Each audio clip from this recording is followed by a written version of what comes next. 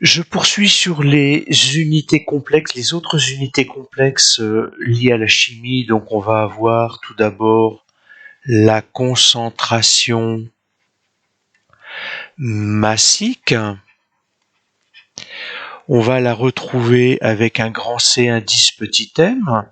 Elle s'exprime en grammes par litre. Et donc, au vu des unités, en fait, je vais avoir besoin au laboratoire de la balance et d'une fiole jaugée. Et puis, généralement, je vais prendre un autre outil qui est la calculatrice parce que des fois, les résultats sont pas forcément facilement calculables.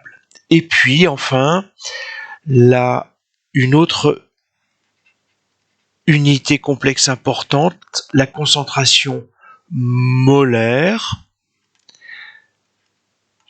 qui est un grand C, qui va s'exprimer en mol par litre.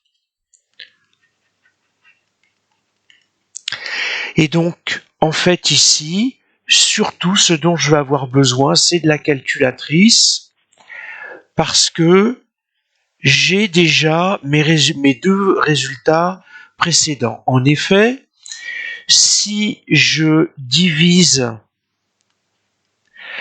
la concentration massique par la masse molaire, eh bien, je vais obtenir la concentration molaire. En effet, si j'analyse au niveau des unités, la concentration massique, on a vu que c'était des grammes par litre.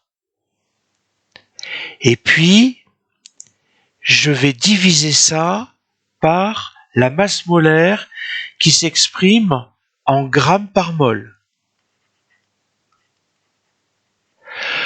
Exactement comme j'ai fait au-dessus, le rapport de deux fractions, c'est le produit de la première fraction par l'inverse de la deuxième fraction.